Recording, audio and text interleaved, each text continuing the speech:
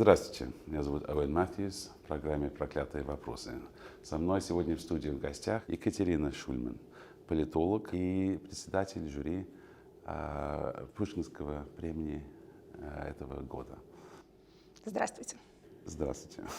Как раз в своем последнем качестве имела удовольствие вручать вам премию Пушкинского дома за 2023 год за лучшую нехудожественную книгу о России, написанную на английском языке, за вашу книгу «Overreach».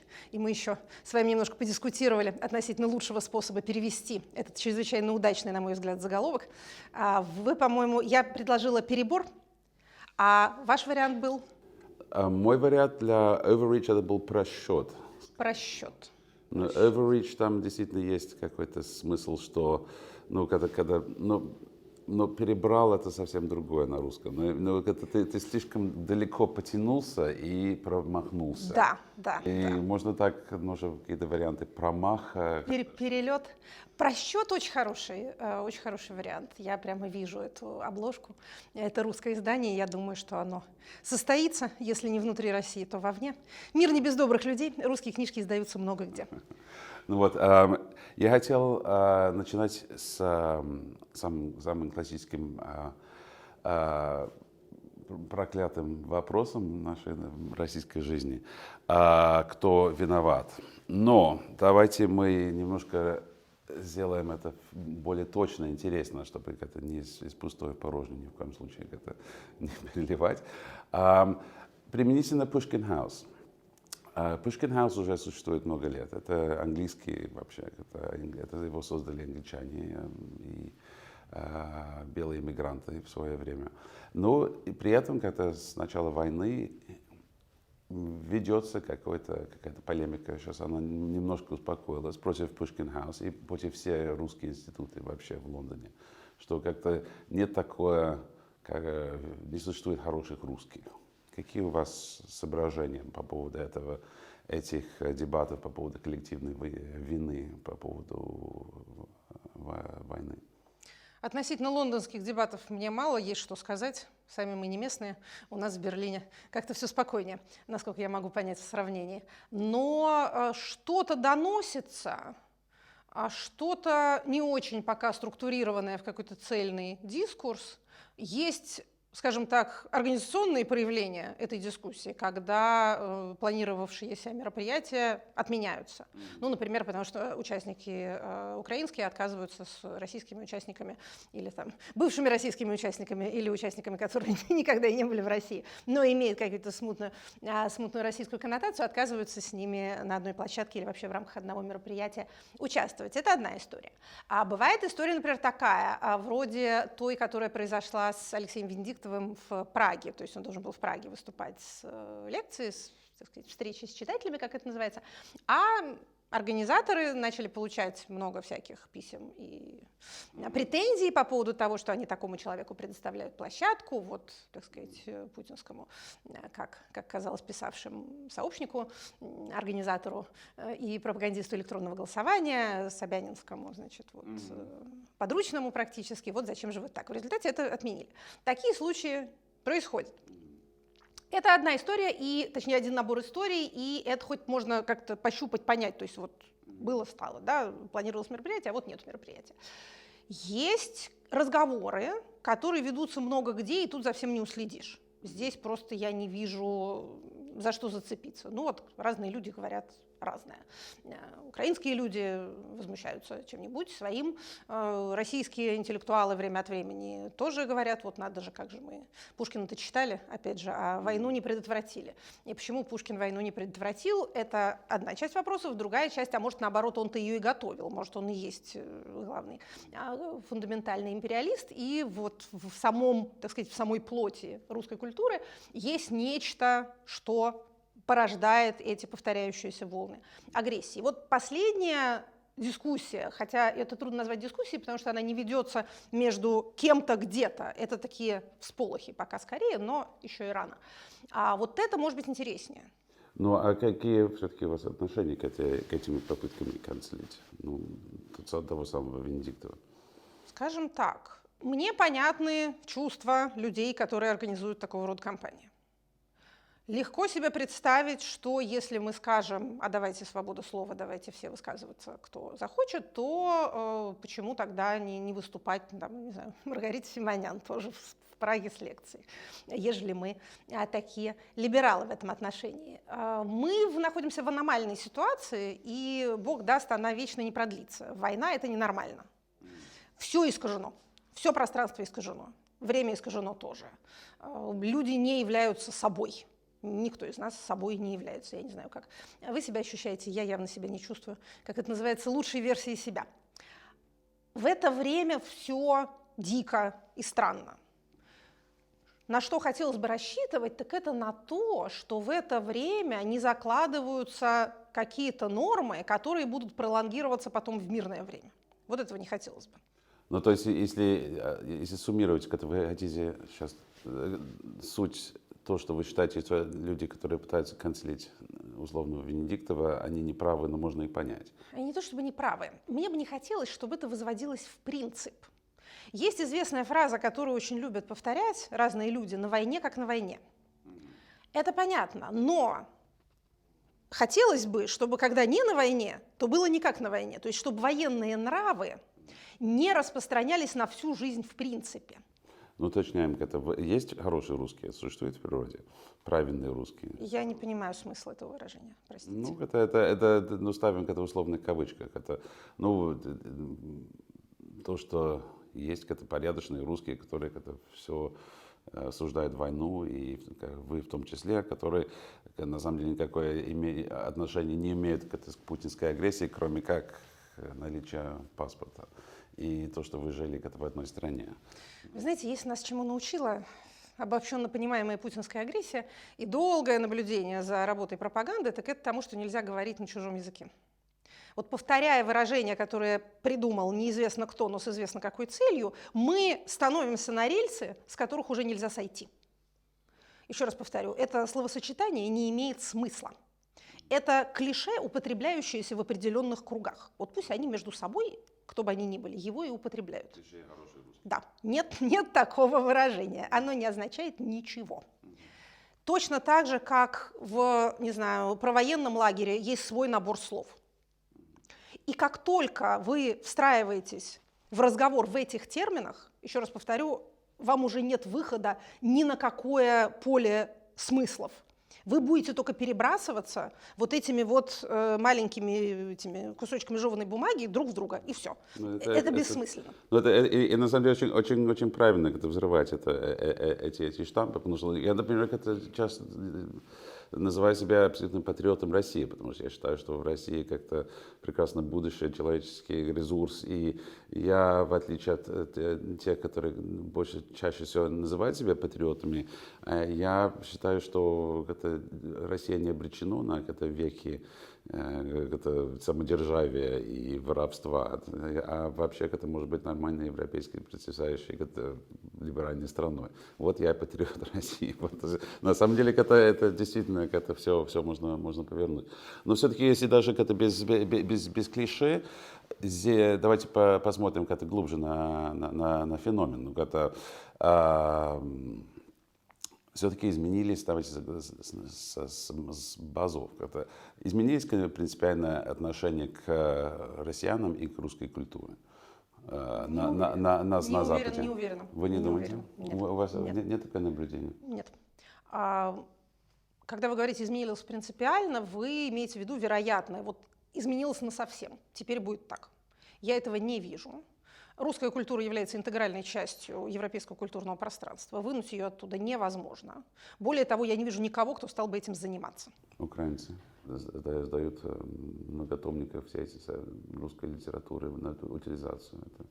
Окей. И так далее. Давайте тут тоже не обобщать. Кто-то сдает, а кто-то не сдает. И опять же, вы-то говорите на Западе, правильно? А Украина не Запад? Это Центральная Европа. Нынче топонимы – это самое токсичное из всего словаря, что может быть. Вы, кстати, обратили внимание? Война топонимов.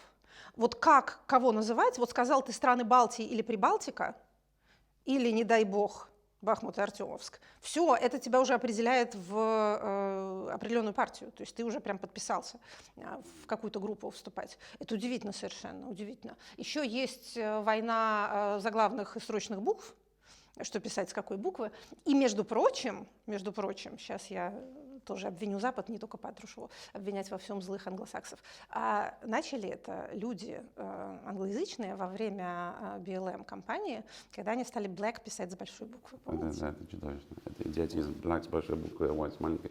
Это просто то, что называется как-то virtue signaling, как это лучше всего перевести. Именно так. Да, вот, кстати, как это переводится на virtue русский? signaling. Демонстрировать свою добродетель, не знаю, нет. Не благородство, нет, virtue это именно добродетель, показывать, какой ты правильный.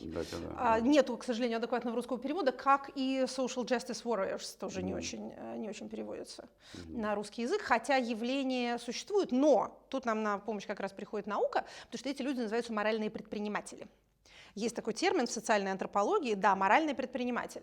Есть такое явление, как моральная паника. Это такая самораскручивающийся страх по поводу иногда реально существующей опасности, иногда воображаемой опасности, вокруг которой начинается какое-то медийное обурление, и в центре моральной паники всегда требование что-нибудь ужесточить, запретить, в общем, какую-то государственную меру принять. И вот люди, которые этим занимаются, они называются moral entrepreneurs, моральные предприниматели.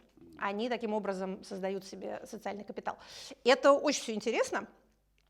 Так вот, возвращаясь к буквочкам строчным и заглавным, вот есть эта война, но она меньше, а вот война топонимов — это прям серьезно. Все это началось, конечно, в нашем культурном контексте в Украине, на Украине, и пошло дальше. Вот опять же я сказала, Центральная Европа. Центральная Европа, кажется, можно говорить. Восточная Европа, по-моему, уже нехорошо. Нельзя говорить среднеазиатские страны, надо говорить страны Центральной Азии. Это все прям очень серьезно. Так вот, вопрос-то ваш был не о том. Вопрос ваш был о том, изменилось ли фундаментальное отношение. Мой ответ — нет. Сейчас нет. Изменится ли? Надо будет смотреть, потому что, когда я говорила о том, что мы с вами тут в аномальной ситуации находимся, я именно это имела в виду. На самом деле для фундаментальных изменений не прошло еще нисколько времени. У нас понятие времени сильно искажено из-за того, что мы в телефоне сидим все время, а там быстро все. Тык-тык, и вот оно уже пришло, ушло, прочитано, там, скопировано и так далее. А в социальных организмах свой метаболизм, он довольно неторопливый. Поэтому война идет, когда-нибудь, Бог даст, она закончится, будут послевоенные годы, будут происходить какие-то процессы. Вот тогда посмотрим. Сейчас нет еще. Я хотел обратиться спросить по поводу книги на Западе, которые вышли на тему «Россия в этом году». То есть, в общем смысле, это взгляд Запада на Россию в этом году, который вы читали, это целую гору таких книг, чтобы как председатель жюри Pushkin House Prize. Что вы заметили, что вас впечатлило во всем этом как-то длинном long-list, который вы сочетали? Я член жюри второй год подряд, за что очень благодарна Pushkin House. Они меня пригласили в 2021 году. Я обрадовалась, думаю, книжки бесплатные. И действительно оказалось, книжки. Целая телега. Да. Это, кстати, ладно, сейчас расскажу дальше, но это был тоже один из поразительных моментов начала 2022 года. И когда началась война, то я как-то, естественно, не то чтобы вспомнила про это свое обещание, но была удивлена, когда мне написали от Pushkin House и сказали, знаете, а мы вообще продолжаем. Мы будем в этом году вручать премию, и мы вас просим остаться в составе жюри, если вы можете. Я подумала, боже мой, какие люди, стойкие, совершенно непоколебимые. Какие молодцы. Хорошо, тогда я тоже буду такая, я тоже останусь.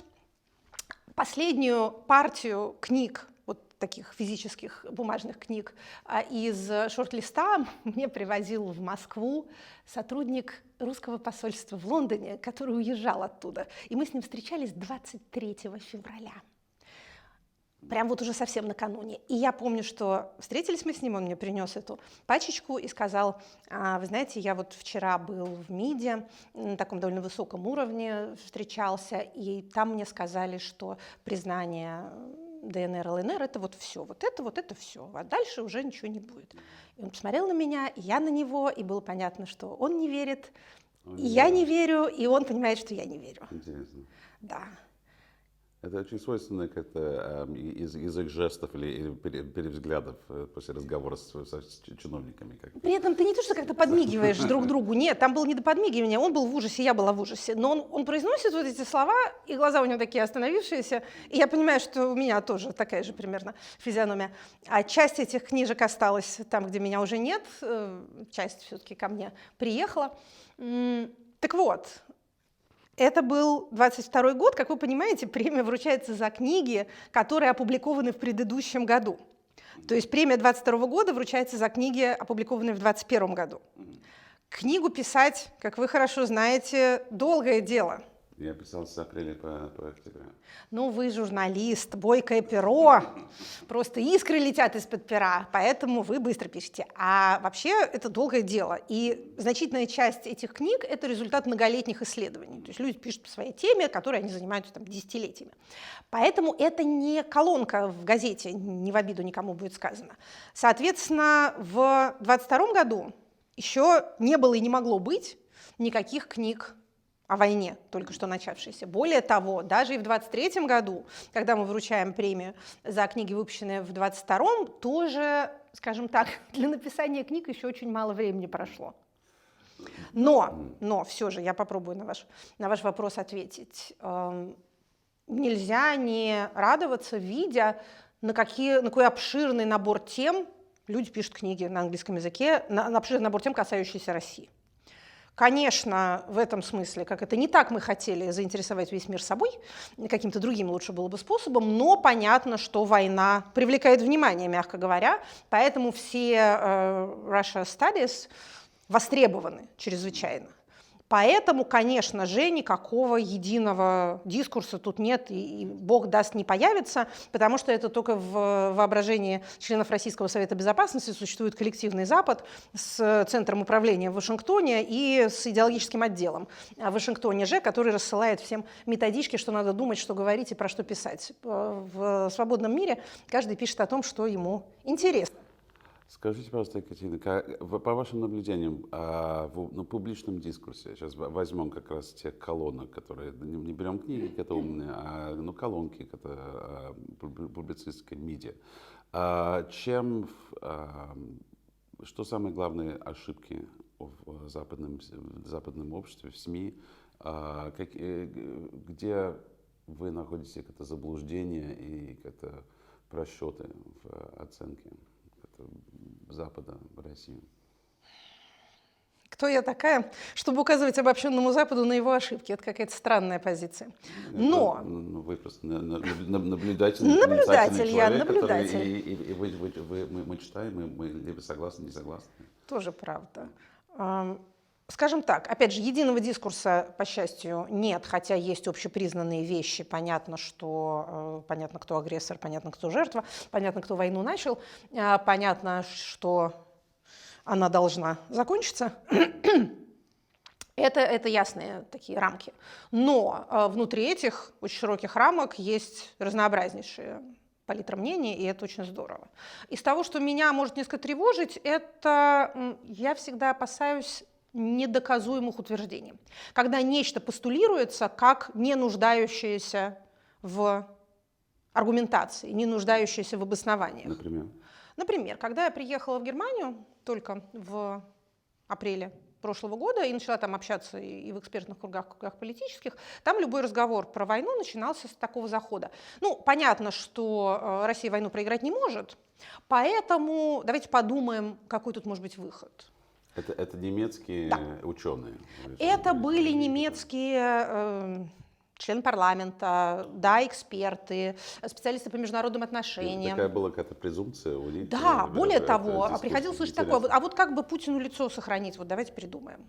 Под конец меня это стало раздражать, и я сказала, что вы за лицо-то не беспокойтесь, там уже сохранять нечего, так что можно не волноваться. Период мы сейчас говорим когда? Весна? Да. Весна-лето, вот это вот прям говорилось. Я не то чтобы как-то могла опровергнуть этот заход, но мне не нравилось, что это именно, что называется, вместо «здрасте» тебе говорят. Что значит не может проиграть войну? Почему не может? А если проиграет, что тогда будет? Никто никогда раньше войны не проигрывал. Большие державы проигрывали войны, ядерные державы проигрывали войны. И как-то ничего жили после этого. То есть мне не нравится аксиоматичность, если вы понимаете, о чем я. Но прошла весна, и прошло и лето, наступила осень, и как-то размылся этот фундамент, на котором все так уверенно стояли, и разговор пошел немножко другой. Но вот тоже, например, есть эти аксиомы, они продолжаются. Смена лидера приведет к смене режима обязательно. Не обязательно. Может, но не обязательно. Режим не переживет своего создателя. Такой есть тезис.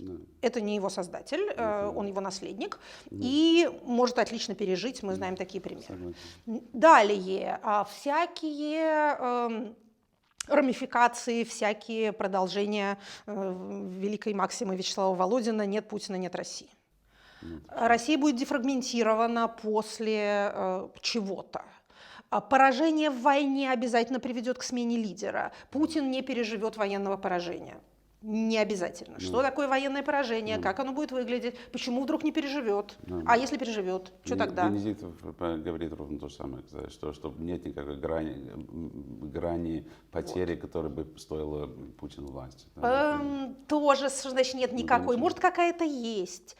Опять же, мы имеем дело с социально-политическими явлениями. Война – это политическое действие, скажет вам политолог, а я как раз политолог.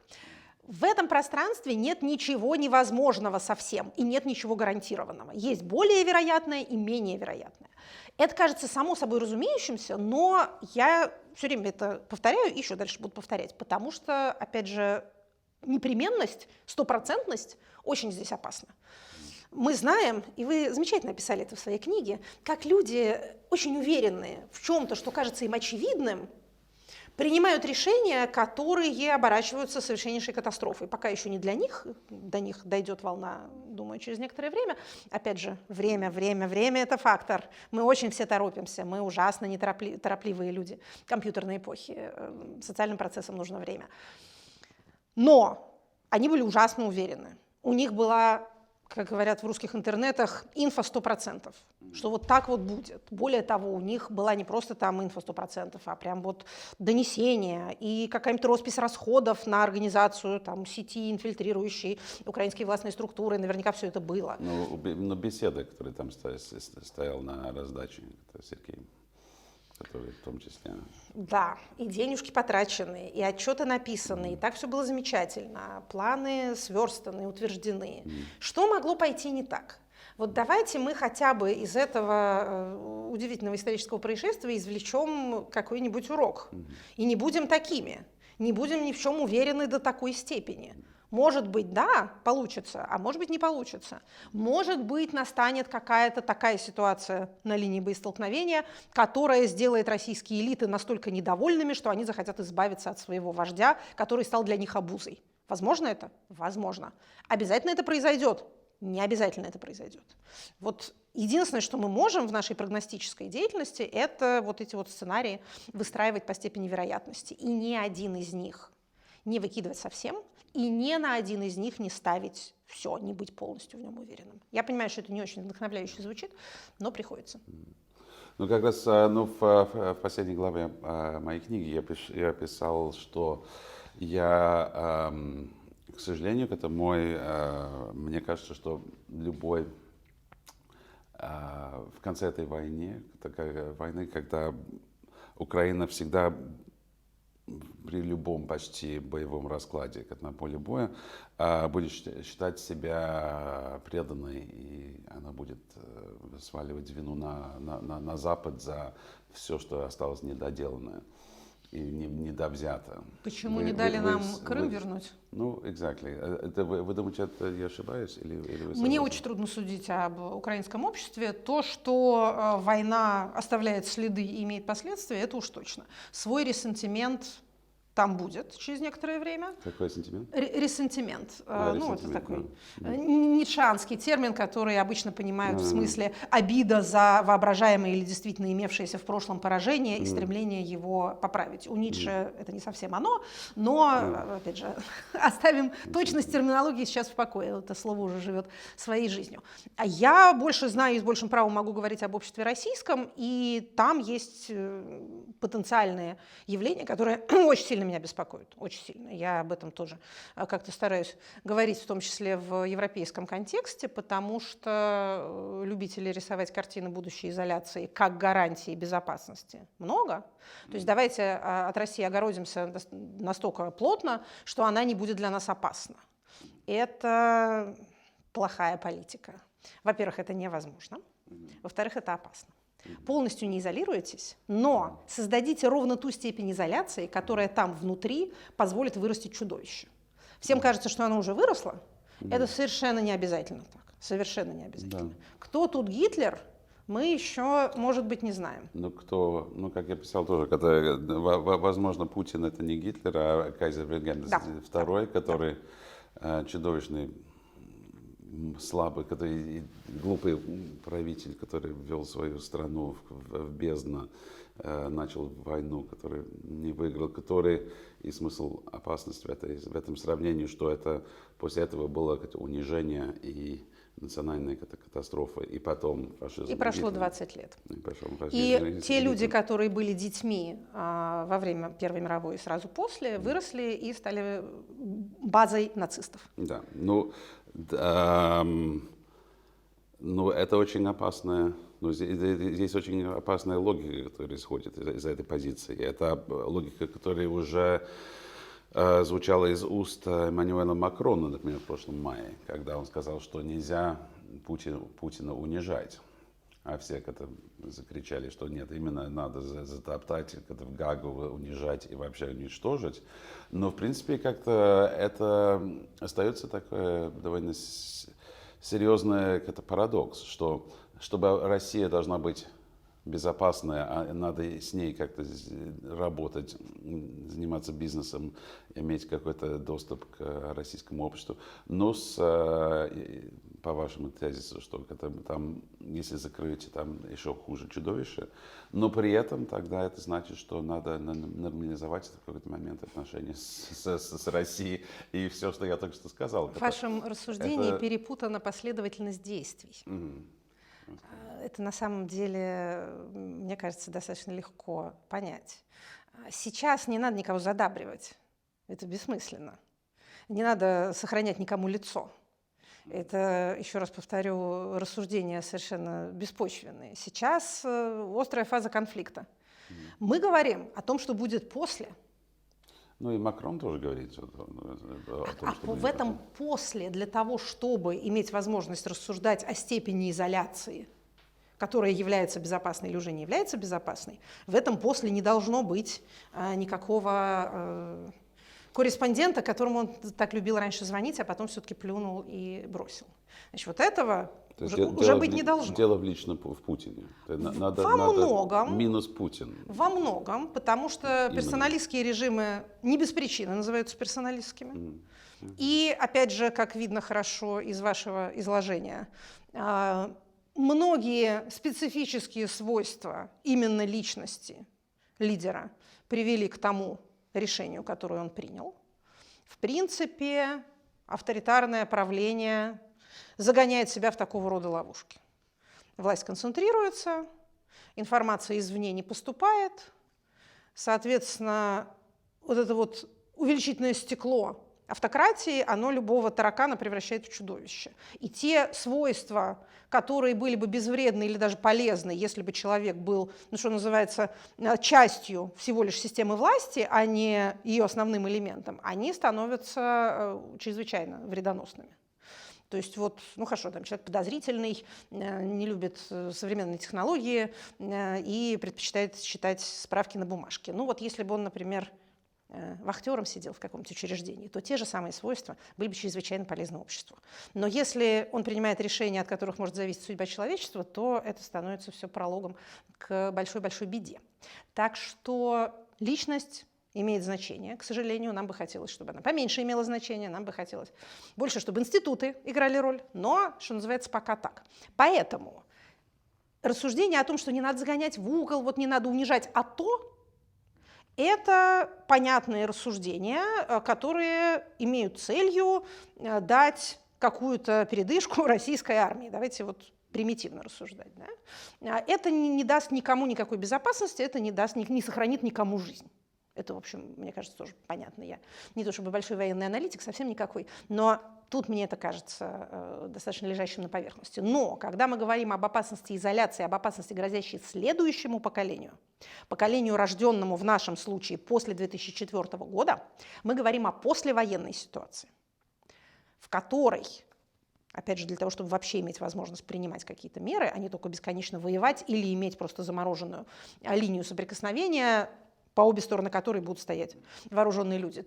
Тут уже тут не будет тех, кто сможет решать, изолировать Россию вот настолько или вот не настолько. Это будет просто перманентная война, затухающая или, наоборот, разгорающаяся, или не наоборот, а последовательно.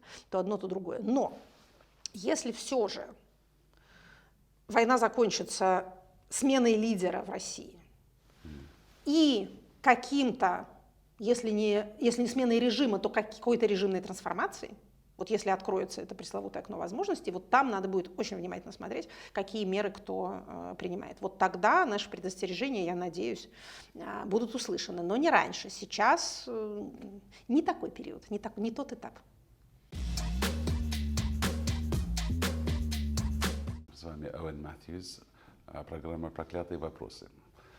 Со мной в гостях сегодня в студию известный политолог Екатерина Шульман. Екатерина, мы сейчас перейдем мы уже начали, собственно, обсудить. Второй наш проклятый вопрос – это что делать? Но давайте сформулируем как-то четче.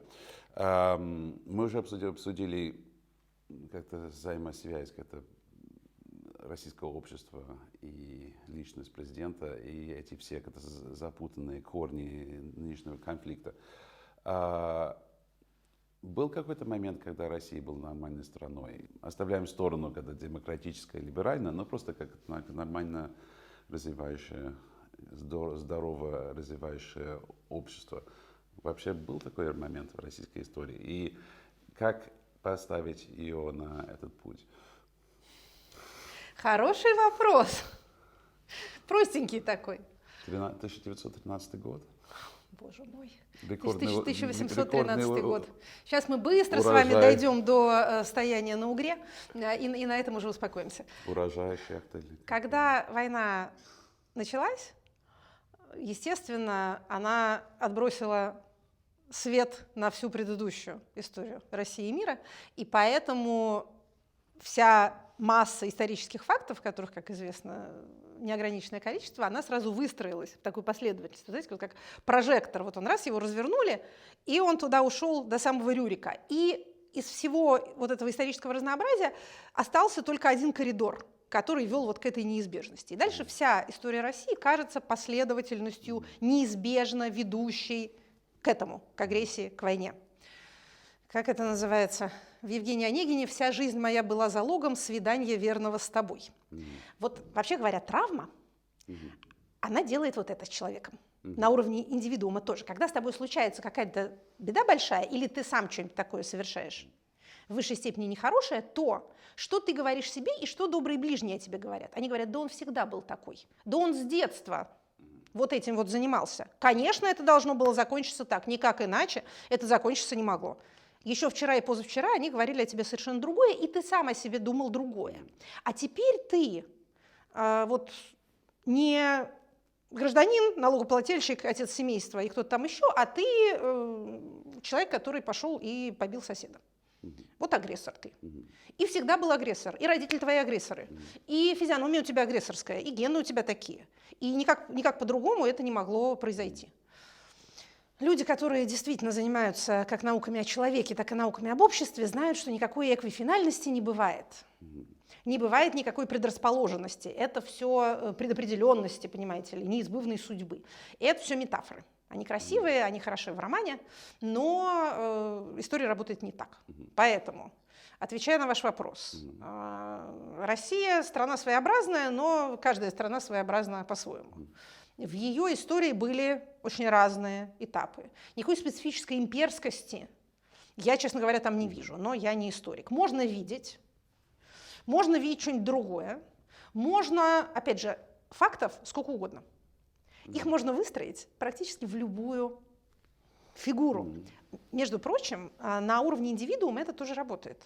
То есть человек сам о себе думает, опять же, может думать что угодно, и это что угодно может подтвердить. Ну, скажем, вот есть у меня какой-то образ я неудачник, мне никогда не везет. И дальше я вспоминаю все случаи в своей жизни, когда мы там на Ангу наступили, лотерейный билет купил, не выиграл, кошелек потерял. Вот такой вот я. И сижу пригорюнившись. Или я любимец женщин. Они меня прямо обожают. И дальше я вспоминаю, как мне кассирша улыбнулась, значит, мама в детстве сказала, какой ты хорошенький, значит, ну, жену все-таки какой-то себе нашел. Вот я молодец. Я вообще прям вот обаяшка. И это тоже будет подтверждаться. То же самое и с нациями. Ну, а если взять это конкретно, мне кажется, что надо переформулировать, потому что я сказал, что это нормальная страна. Конечно, это немножко оскорбительно. То, что я имею в виду, на самом деле, это здорово развивающаяся к стабильности и это уже многие временем как-то в пути в какое-то позитивное развитие, период. Ну, можем придумать, 73-й год, царствование Александра III, рекордный урожай, 1913 год. Можем мы это называть как Серебряный век? Подождите. Каждому свое нравится. Если брать такие большие исторические ряды и смотреть, как Россия развивалась, например, экономически, да, как она там, как государство богатело, и чем жило, и почему, то мы видим на протяжении долгих веков, в общем, аграрную державу и также державу, ориентированную на пропуск товарных потоков из Азии в Европу. Вот, так сказать, российская функция. Расширение по территории Евразии, постоянное стремление выйти к незамерзающему морю. Для чего? Для того, чтобы иметь выходы на рынки внешнего мира, для того, чтобы возить там, из Китая и, соответственно, со своей собственной территории сырье и, если повезет, товары, и продавать их тем, кто может их купить. Вот если очень огрублять, то наша историческая функция нашей территории, она вот такая, и она, между прочим, довольно стабильная в этом отношении. Как это оформляется, как эта функция может быть оформлена политически? Да по-разному. По-разному она может быть оформлена политически. Говорить, что у нас такая большая территория и такой плохой климат, поэтому тут может быть только диктатура, нелепо, потому что вот посмотрите на Канаду. С Канадой у России очень много сходства. Очень много сходства. И территория, и климат, и богатство ресурсов, как, так сказать, углеводородных, так и сельскохозяйственных возможностей. Тип расселения. Люди тоже. Да, действительно, люди везде хорошие, более или менее. Тип расселения в Канаде. 2 побережья и южная граница. Посмотрите, где народ в России живет, когда отменили крепостное право и советскую прописку. Где он живет? В 2 агломерациях, петербургской и московской, на юге, в побережье Черного моря, и, значит, вот туда, ближе к западу, и немножко на Дальнем Востоке. В середине он не очень сильно хочет жить. Поэтому никакой, опять же, предрасположенности к авторитарному управлению территория сама по себе не дает. Что касается периодов, какие получше, какие похуже, давайте лучше от обратного пойдем. Давайте посмотрим, какие были совсем ужасные периоды. Вот что у нас прям вот плохого было. 90-е это хорошее или плохое? Или оба? Смотрите, я бы предложила такую оптику, потому что если мы будем говорить в терминах «хороший» и «плохой», то мы ни до чего не договоримся. Одним хорошее, совершенно верно, да, не лучший роман Диккенса, но очень обаятельное, незабываемое начало. Лучшее из времен и худшее из времен. Да, простите, я вас перебил. Да. Это был век разума, это был век безумия и так далее, и так далее. Не очень у него хорошо получались исторические романы, но риторика у него получалась хорошо. Так вот, нет, это правильно. Поэтому мы не будем говорить хорошее и плохое время, потому что одному хорошее, другому плохое. Давайте смотреть на время прогресса и время регресса, время развития, либо время инволюции. Вот, кстати, еще один термин, над которым надо подумать. Мне он знаком по практике и теории грудного вскармливания, а вообще-то говоря, он означает инволюция. Знаете, что такое инволюция? Ну, Опять же, в контексте... грудного вскармливания. Да, только. Вот. Там это очень правильный, хороший процесс, надо дать ему совершиться, не торопить его. В социальных организмах тоже бывает вот эта самая инволюция, то есть как бы обратное развитие. А бывает деградация, детериорация, как это называется, ухудшение, распад. Так вот, если мы посмотрим с этой точки зрения, то мы увидим, например, что, скажем, 18 век почти весь для России – это период роста развития. Первая четверть 19 века тоже. Николаевский период – заморозка. Очень вредная заморозка. Россия отстала от промышленной революции, которая в это время происходила в Европе, и, как считают некоторые историки, отстала навсегда. Я ни в какое навсегда не верю, но я вижу, что Николай Павлович один из, скажем так, незаметных злодеев русской истории. Он 30 лет занимался ерундой. Он 30 лет занимался замораживанием того, что это была молодая страна. Это была молодая держава в политическом смысле и молодая страна демографически, с высокой рождаемостью. Она должна была входить в этот начинающийся капитализм, и она могла бы за эти 30 лет вырасти очень здорово. Но он занимался охранительством, а охранительство для России губительно совершенно. Обычно считается, что это ее как-то консервирует, на самом деле это ее губит. Он втравил Россию в войну с Европой, проиграл эту войну и помер от неизвестных науке исторической причин. Период Александра II – это опять период роста. Вот это вот моя практически любимая эпоха, эпоха великих реформ. Мои любимые великие реформы – это реформа земства, то есть муниципальная, судебная и реформа пенитенциарной системы. Россия за очень короткий срок создала судебную систему, одну из лучших в Европе. Суды, присяжные, адвокаты, присяжные поверенные – все это было совершенно великолепно. Прям вот есть чего, так сказать, показать. Злоупотребления оставалось достаточно, но, опять же, мы смотрим не на уровень, а на тренд, не на статику, а на динамику. Это был рост. На вектор, да. Потом пришел Александр III и стал готовить революцию. Если мы с этой точки зрения подойдем к 90-м, о чем вы меня, собственно, спросили, мы увидим, что это был период роста и развития, а не консервации и, соответственно, последующей деградации. Я думаю, что у нас с вами на последнем историческом отрезке развитие закончилось, приостановилось, и потом пошел регресс в 2012 году. И последующие 10 лет были годами перехода от консервации к деградации. Собственно, мы дошли до того, до чего дошли, на этом пути. Было ли это неизбежно? Нет. Следует ли за этим чего-то неизбежное? Нет. Исторические процессы так устроены, что на каждом этапе возникают непрерывные развилки, постоянные выборы. Все делают эти выборы. Это довольно хорошо описано в тех частях романа «Война и мир», которые никто не читает. Про исторический процесс, про роевую жизнь, про то, что вожди и государи не руководят процессами, которые они возглавляют, а скорее их символизируют, что есть некая коллективная воля. То есть... Помните, наверное, эту знаменитую фразу о том, что та барыня, которая еще в июне месяце, собираясь в деревню со своими арапами и слугами, со смутным сознанием того, что она Бонапарту не слуга, делала просто истинно то великое дело, которое спасло Россию. То есть вот Толстой считает, что все эти люди, которые решили, что надо как-то уезжать из Москвы, потому что тут небезопасно. Вот они спасли Россию, потому что они оставили Москву безлюдной, и таким образом там была погублена великая армия. Хотя они не имели в виду никакого такого результата, а просто либо спасали себя, либо вот действовали из таких туманно-патриотических побуждений. Так вот, эти выборы предоставляются каждому человеку каждую минуту всегда. Поэтому, еще раз повторю, предопределенность – это иллюзия. А что надо делать, чтобы повернуть современную Россию к этой отравленной войной, пропагандой и испуганно, озлобленная? Что надо делать с российским обществом, чтобы обезопасить ее и превратить ее, как-то опять повернуть ее обратно в позитивный вектор развития? Занизить ожидания для начала.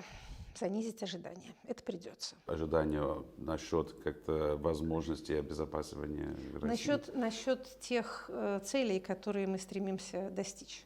К сияющему либерализму мы придем не скоро. к универсальной терпимости побыстрее, потому что российское общество на самом деле чрезвычайно равнодушно, поэтому уж чего-чего, а как раз толерантности у нас достаточно. Это только кажется, что у нас все такие агрессивные граждане, на самом деле граждане перепуганные, и больше всего на свете хотят, чтобы от них отстали. Поэтому как только государство перестанет непрерывно их невротизировать, они не станут какими-то особенно хорошими людьми, сразу все, но они не будут самостоятельно по собственной инициативе проявлять агрессию, за редкими исключениями. Так вот, занижение ожиданий должно состоять в том, чтобы формулировать внятные цели. Опять же, когда у вас появится возможность формулировать внятные цели. Еще в довоенное время я говорила, что у нас должна быть федеральная целевая программа снижения уровня людоедства в России. Вот снижение уровня людоедства в России – это даже не цель, это такой, понимаете ли, процесс. То есть не совсем уничтожение, с этим трудно, но снижение, вот чтобы поменьше. Вот поменьше случилось, уже молодцы. Поэтому любому, так сказать, следующему российскому руководству и любому следующему российскому, скажем так, обществу и тем, кого называют справедливо или нет лидерами общественного мнения, придется иметь дело с социумом, прошедшим через опыт массового насилия. Вот трагедия войны, она в этом. В том, что одних людей убили, а других развратили. И эти развращенные, больные и несчастные люди возвращаются в общество и отравляют его своим присутствием. И отравляют самих себя своим вот этим ужасным опытом. Они видели и делали такое, чего человек не должен видеть и делать. Это опыт, которого не должно быть вообще. Про это много есть литературы, описывающей Первую мировую войну. Ничего хорошего из этого извлечь нельзя, кроме одного единственного, кроме вот этого убеждения, что это не должно повториться, что такого не должно происходить. Вот если это как-то удастся имплантировать людям в головы, а это будет не очень трудно, потому что этот опыт действительно чудовищен. Его повторять никто не захочет. Поэтому, собственно, следующее поколение, у которого такого опыта нет, может иметь милитаристские фантазии, но само воевавшее уже хочет только покоя. С этим можно будет работать, если будет шанс с этим поработать, скажем так. Опять же, если не ожидать всего и сразу, а работать с тем, чтобы не было массовых убийств, банды вооруженные по улицам не бегали, регионы России, так сказать, в ее международно признанных границах как-то жили худо-бедно, ходили бы люди на работу, ездил бы транспорт, хлебушек в магазинах продавался. Вот такие скромные цели, такие небольшие. И народ на улицах друг друга бы не убивал и не поедал. Вот если так получится, то дальше из этой точки можно будет ставить следующую цель и к ней так потихонечку ползти. С вами был Оуэн Матthews в программе «Проклятые вопросы», проект журнала «Зима». Со мной сегодня была Екатерина Шульман. Огромное спасибо за прекрасный разговор. Спасибо вам за вопросы и еще раз поздравляю вас с премией. Вы, по-моему, написали выдающуюся книгу. Спасибо.